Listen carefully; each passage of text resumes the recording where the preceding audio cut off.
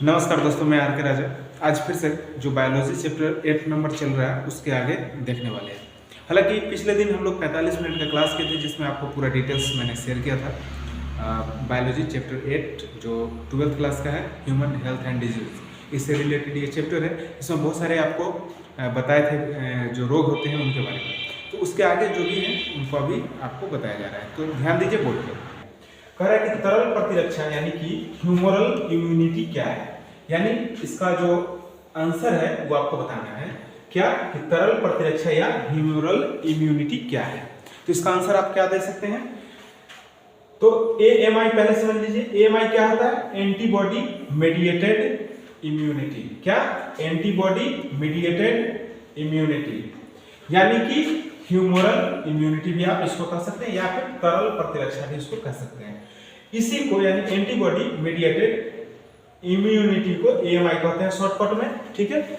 और इसके तरल प्रतिरक्षा यानी कि इसी को जो एंटीबॉडी मेडिएटेड इम्यूनिटी है, इसी को तरल प्रतिरक्षा क्या कहते हैं, ठीक है।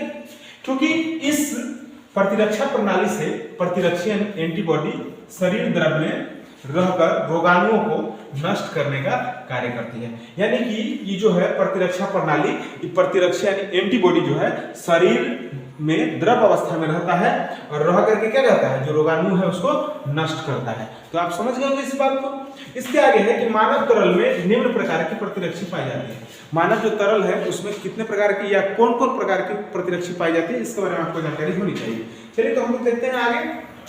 सबसे पहले कि मानव तरल में निम्न प्रकार की क्या प्रतिरक्षी पाई जाती है। तो निम्न प्रकार के तो कौन कौन प्रकार के, यहाँ ध्यान दीजिएगा। एक तो सबसे पहले आईजीए, दूसरा आईजीई, तीसरा आईजीजी।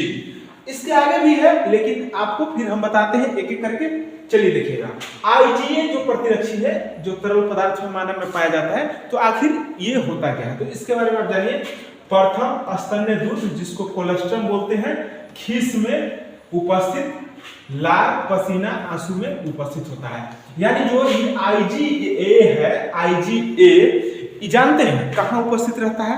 भी बच्चे को जन्म देते हैं तो उनके जो प्रथम दूध होता है ना, वो प्रथम दूध ही क्या कहलाता है?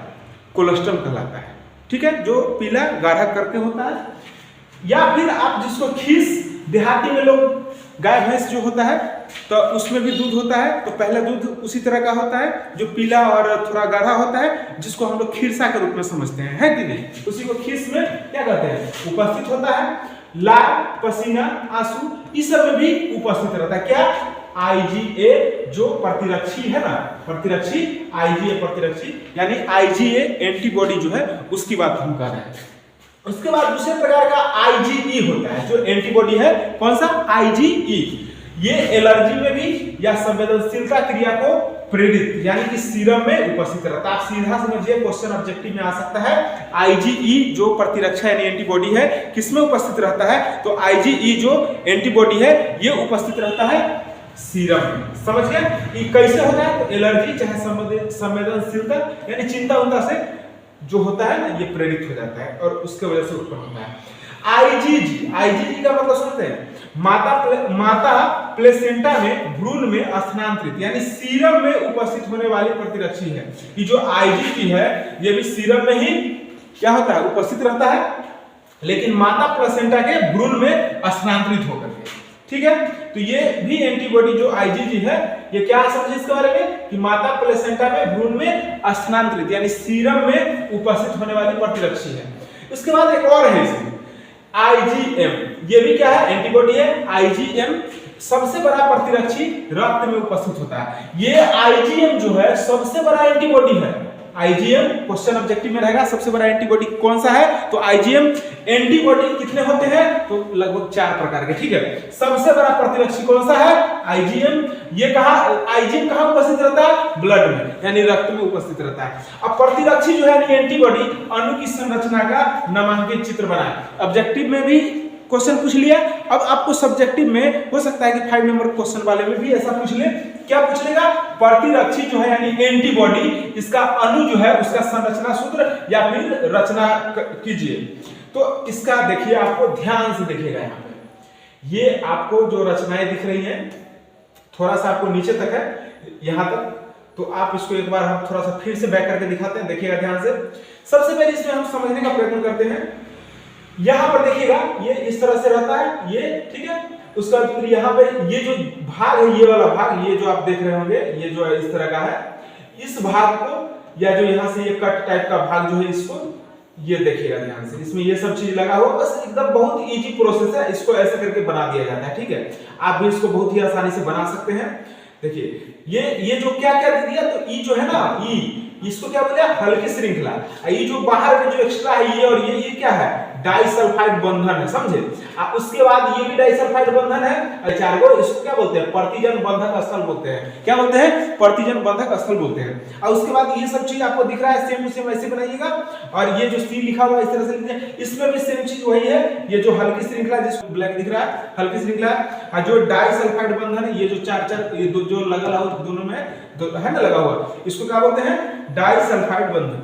और ये जो क्या है, प्रतिजन बंधक स्थल, इसमें भी था प्रतिजन बंधक स्थल, इसमें भी जो ये वाला जो हिस्सा होता है ना, इसी को बोलते हैं प्रतिजन बंधक स्थल, ठीक है।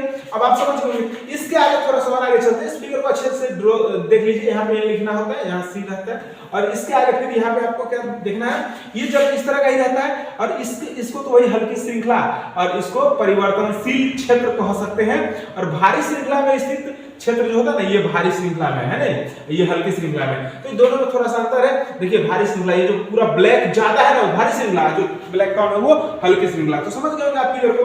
अब चलते हैं, इसी तरह का बना दीजिएगा, आपका क्या हो जाएगा, 5 नंबर मिलने की संभावना होती है।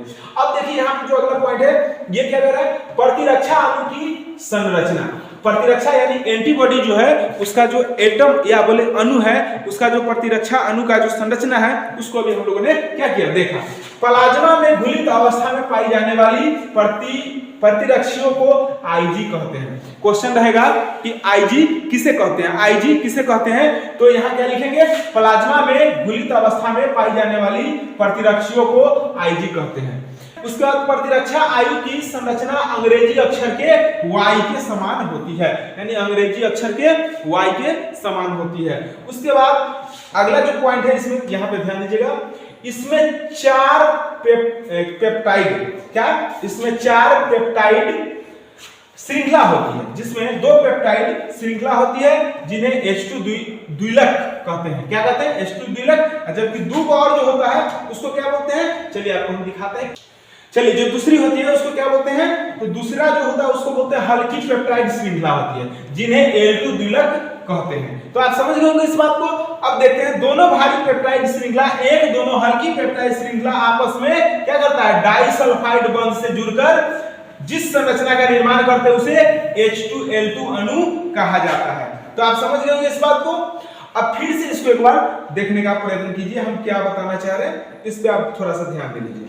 देखिएगा जो यहाँ पे बात था कि दोनों भारी पेप्टाइड श्रृंखला एवं दोनों हल्की पेप्टाइड श्रृंखला, जो एंटीबॉडी का जो देखें या बोले तो संरचना देखें, सूत्र नहीं संरचना देखें, उसमें आपको क्या देखने को मिला कि दोनों भारी पेप्टाइड श्रृंखला एवं दोनों हल्की पेप्टाइड श्रृंखला आपस में क्या करती है, डाइसल्फाइड बंध से जुड़कर जिस संरचना का निर्माण करते हैं उसे क्या कहते हैं, H2L2 अणु कहा जाता है। क्वेश्चन पूछेगा H2L2 अणु किसे कहते हैं, तो आपको क्या बताना होगा कि दोनों भारी पेप्टाइड श्रृंखला एवं दोनों हल्की पेप्टाइड श्रृंखला आपस में डाइसल्फाइड बॉन्ड से जुड़कर जिस संरचना का निर्माण करते हैं उसे H2L2 अणु कहा जाता है। आप समझ गए होंगे इस बात को। नेक्स्ट पॉइंट देखिएगा, यहाँ पे आपके सामने ये रहा, क्या है देखिएगा, H2 बराबर क्या होता है, 2 दीर्घ पेप्टाइड श्रृंखला। क्या समझे, 2 दीर्घ पेप्टाइड श्रृंखला को किसी से डिनोट करेंगे, H2 से, और 440 एमिनो अम्ल से बनी होती है। H2 कितने एमिनो अम्ल से बनी होती है, 440 एमिनो अम्ल से बनी होती है क्या, H2। और ये क्या होता है, 2 दीर्घ पेप्टाइड श्रृंखला होता है। उसके बाद जो L2 है उसका मतलब क्या होता है, तो 2 लघु पेप्टाइड श्रृंखला। क्या होता है, 2 लघु पेप्टाइड श्रृंखला। ये कितना एमिनो अम्ल से बना होता है, 214 एमिनो अम्ल से बना होता है। क्वेश्चन पूछ देगा ऑब्जेक्टिव में कि H2 कितने एमिनो अम्ल से बना होता है, तो 440 एमिनो अम्ल से बना होता है। उसके बाद पूछ देगा L2 कितने एमिनो अम्ल से बना होता है, तो 214 एमिनो अम्ल से बना होता है। H2 में कितने पेप्टाइड श्रृंखला होते हैं, तो 2 पेप्टाइड श्रृंखला होते हैं, लेकिन दीर्घ पेप्टाइड श्रृंखला होते हैं, ठीक है। अगर पूछ देगा L2 में कितने पेप्टाइड श्रृंखला होते हैं, तो 2 लघु पेप्टाइड श्रृंखला होते हैं। तो आप इस बात को बिल्कुल अच्छे ढंग से समझ गए होंगे। इसके आगे इसमें जो बात है उसको ध्यान से देखिएगा कि प्रतिरक्षी अणु की संरचना में NH2 की ओर भारी एवं हल्की पेप्टाइड श्रृंखला के बीच एक विशिष्ट स्थल होता है जहां विशेष प्रकार के क्या प्रतिजन जुड़ता है। क्या समझे? फिर से इसको एक बार देखिए ध्यान से। प्रतिरक्षी अणु की संरचना में NH2 की ओर भारी एवं हल्की पेप्टाइड श्रृंखला के बीच एक विशिष्ट स्थल होते हैं जहां विशेष प्रकार का प्रतिजन जुड़ता है। अतः इस स्थलों को एंटीजन बाइंडिंग स्लाइड यानी प्रतिजन बंधन स्थल कहते हैं। अगर आपसे क्वेश्चन पूछ लेगा कि प्रतिजन बंधन स्थल किसे कहते हैं तो आप क्या जवाब दीजिएगा? प्रतिरक्षी अणु की संरचना में NH2 की ओर भारी एवं हल्की पेप्टाइड श्रृंखला के बीच एक विशिष्ट स्थल होते हैं जहां विशेष प्रकार का प्रतिजन जुड़ता है। अतः इन स्थलों को एंटीजन बाइंडिंग स्लाइड हैं। आप इस बात को समझ गए? इसी को हिंदी में प्रतिजन बंधन स्थल कहते हैं। समझ गए? चलिए यहाँ पे नेक्स्ट पॉइंट भी कुछ है, उसको भी आप ध्यान से देखिएगा क्या है सो देखिए। चलिए आपके सामने आ गया है, भारी श्रृंखला एक दूसरे तथा हल्की श्रृंखलाएं डाइसल्फाइड बंधक यानी SS से जुड़ी होती है। प्रत्येक एंटीबॉडी में 2 एक ही प्रकार के या भिन्न प्रकार के एंटीजेंस को जोड़ने के लिए जगह होते हैं। क्वेश्चन पूछेगा कि या फिर आप ऐसे समझ लीजिए, इसको सीधे पॉइंट में समझते हैं कि भारी श्रृंखला एक दूसरे से तथा हल्की श्रृंखला डाइसल्फाइड बंधक यानी SS से जुड़ी होती है। ये बात तो आप समझ गए पॉइंट के रूप में। दूसरा, प्रत्येक एंटीबॉडी में 2 एक ही प्रकार के या भिन्न प्रकार के एंटीजेंस को जोड़ने के लिए जगह होते हैं। 2 एक ही प्रकार के एंटीजेंस या भिन्न प्रकार के एंटीजेंस को जोड़ने के लिए जगह कहां होते हैं? एंटीबॉडी में। प्रत्येक एंटीबॉडी में जगह होते हैं। समझ गए? अगला क्वेश्चन, अगला पॉइंट जो है उसको देखिएगा। यहां क्या कहा जा रहा है? चूंकि हल्की श्रृंखला का आधार तथा भारी श्रृंखला के 314 तक COOH की ओर एक प्रकार के एमिनो अम्ल के अनुक्रम से बना होता है, इसलिए इसे स्थिर भाग यानी कांस्टेंट रीजियन कहते हैं। दोनों प्रकार के श्रृंखला के अवयव भाग एमिनो भाग NH2 में विभिन्न स्थितियों पर विभिन्न एमिनो अम्ल में रहते हैं या विभिन्न एमिनो अम्ल रहते हैं, जिन्हें परिवर्तन भाग यानी कि वेरिएबल रीजन कहते हैं। समझ गए होंगे आप लोग? क्लियर? अब चलते हैं इसके अगला पॉइंट में भी कुछ बातें कहेंगे, उसको ध्यान से आप लोग सुनिएगा। चलिए देखिएगा, लीजिएगा। उसके बाद एंटीबॉडी के कार्य यानी फंक्शन ऑफ एंटीबॉडी। एंटीबॉडी के कार्य क्या है? तो फंक्शन ऑफ एंटीबॉडी, पहले इसको हम लोग थोड़ा जानेंगे। ध्यान दीजिएगा, सबसे इंपॉर्टेंट बात है कि एंटीबॉडी के निम्न कार्य हैं। कौन कौन से कार्य हैं? तो देख समझिए, क्वेश्चन पूछेगा ऑप्सोनाइजेशन किसे कहते हैं, तो आपको बताना होगा कि एंटीबॉडी बाहरी पदार्थ जैसे बैक्टीरिया को इस प्रकार ढक देता है जिससे फैगोसाइट उसे पहचान कर क्या करता है? नष्ट कर देता है। इस क्रिया को ऑप्सोनाइजेशन कहते हैं। चलिए इसके आगे एक और इसका पॉइंट है, दूसरा नंबर उदासीनता, जिसको हम लोग क्या बोलते हैं? न्यूट्रलाइजेशन। क्या? न्यूट्रलाइजेशन। उदासीनता यानी न्यूट्रलाइजेशन। एंटीबॉडी बैक्टीरिया द्वारा स्रावित विषाक्त पदार्थ को उदासीन बना देता है। एंटीबॉडी बैक्टीरिया द्वारा स्रावित विषाक्त को क्या बना देता है? उदासीन बना देता है। क्या करता है? उदासीन बना देता है। चलिए नेक्स्ट देखते हैं, एग्लूटिनेशन। एग्लूटिनेशन क्या होता है? एंटीबॉडी एंटीजन से संयुक्त होकर बड़े आकार के अघुलनशील जटिल पदार्थ तैयार करता है जो एंटीजन के विशेष कार्य में बाधा पहुंचाता है। इसको फिर से समझिएगा, अगर आपसे कोई क्वेश्चन पूछ लेगा कि एग्लूटेशन किसे कहते हैं या एग्लूटिनेशन, क्या क्वेश्चन है? एग्लूटिनेशन किसे कहते हैं? तो एग्लूटिनेशन किसे कहते हैं? तो एंटीबॉडी एंटीजन से संयुक्त होकर, एंटीबॉडी किसे संयुक्त होकर? एंटीजन से संयुक्त होकर बड़े आकार के अघुलनशील जटिल पदार्थ तैयार करता है जो एंटीजन के विशेष कार्य में क्या करता है? बाधा पहुंचाता है। अब इसके आगे आपको जो पॉइंट यहां पे देखने को मिलेगा CMI। अब CMI का मतलब आप क्या जानते हैं? Cell mediated immunity. Cell mediated immunity समझ गए होंगे? तो वही चीज आपको याद भी रखना चाहिए, क्योंकि कभी कभी ना शॉर्टकट भी पूछ लेता है कि सीएमआई का फुल फॉर्म क्या होगा, तो अब तो बताना पड़ेगा, सेल मीडिएटेड इम्यूनिटी। ठीक है, यह प्रतिरक्षा टी लासिकानु द्वारा नियंत्रित होती है। सीएमआई अपने एवं पराये के सिद्धांत पर कार्य करती है। सीएमआई किस सिद्धांत पर कार्य करती है? अपने या पराये के सिद्धांत पर सीएमआई कार्य करती है। सीएमआई अंग प्रत्यारोपण के मामले में निरोध अस्वीकृत करने का कार्य करती है। क्या? सीएमआई अंग प्रत्यारोपण के मामले में निरोध अस्वीकृत करने का कार्य करती है। उसके बाद अगला जो पॉइंट है उसको भी देखिएगा। अब यहां से हम लोग जो पढ़ने वाले हैं एक नया टॉपिक क्या है देखिएगा, सक्रिय प्रतिरक्षा एवं निष्क्रिय प्रतिरक्षा, यानी कि active immunity and passive immunity. आखिर एक्टिव इम्यूनिटी क्या है और पैसिव इम्यूनिटी क्या है, दोनों को हम लोग अभी जस्ट पढ़ेंगे। तो सबसे पहले सक्रिय प्रतिरक्षा के बारे में जानते हैं, यानी एक्टिव इम्यूनिटी क्या होता है इसके बारे में।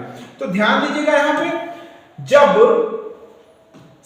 जब किसी रोग जनक का मृत या जीवित प्रोटीन के रूप में शरीर में प्रवेश होता है, तो उस रोगाणु के प्रति शरीर में जो प्रतिरक्षा विकसित होती है उसे सक्रिय प्रतिरक्षा कहते हैं। जैसे टीका यानी वैक्सीन। अब इसको फिर से हम एक बार आपको रिवीजन कर देते हैं। सक्रिय प्रतिरक्षा यानी एक्टिव इम्यूनिटी किसे कहते हैं? तो जब किसी रोग जनक का मृत या जीवित प्रोटीन के रूप में शरीर में प्रवेश होता है, तो उस रोगाणु के प्रति शरीर में जो प्रतिरक्षा विकसित होती है उसे सक्रिय प्रतिरक्षा कहते हैं। समझ गए होंगे आप लोग? जैसे में टीका, जिसको हम लोग वैक्सीन भी कहते हैं। अब इसके आगे जो आपको पॉइंट समझना है उस पर ध्यान दीजिएगा। इसका पॉइंट जो है उसको समझिए। इस प्रकार के प्रतिरक्षा के साइड इफेक्ट नहीं होते हैं। इस प्रकार के प्रतिरक्षा यानी एंटीबॉडी के साइड इफेक्ट नहीं होते हैं। इस प्रकार के प्रतिरक्षा की गति धीमी होती है। इस प्रकार के प्रतिरक्षा यानी जो सक्रिय एंटीबॉडी इम्यूनिटी होता है उसका गति स्लो होता है, धीमी होती है। इसकी अवधि लंबी होती है। इसकी अवधि क्या होती है? लंबी होती है। अब हम लोग इसका दूसरा पॉइंट जो निष्क्रिय प्रतिरक्षा यानी पैसिव इम्यूनिटी था, इसके बारे में जानेंगे। यहाँ पर निष्क्रिय प्रतिरक्षा यानी पैसिव इम्यूनिटी आखिर होता क्या है? ऑब्जेक्टिव क्वेश्चन चाहे सब्जेक्टिव में पूछ लें तो आपको जानकारी तो देना पड़ेगा। तो चलिए यहाँ पे हम लोग ध्यान देते हैं।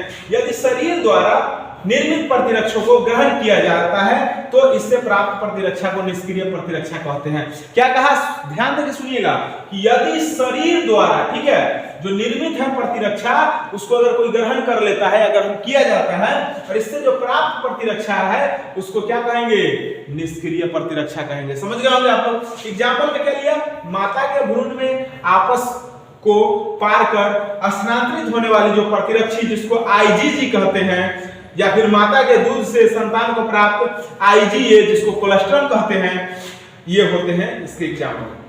यानी इसके एग्जाम्पल के रूप में आपको क्या, निष्क्रिय प्रतिरक्षा के एग्जाम्पल में आपको क्या देखने को मिला? माता के भ्रूण में क्या बोला गया? माता के भ्रूण में आपस को पार कर, यानी कि अपने से दूर होकर जो स्थानांतरित होने एक जगह से दूसरे जगह चले जाना होने वाली जो प्रतिरक्षी है आईजीजी है। ये क्या है? आईजीजी क्या है? निष्क्रिय इम्यूनिटी का काम करती है। समझ रहे हैं बात को?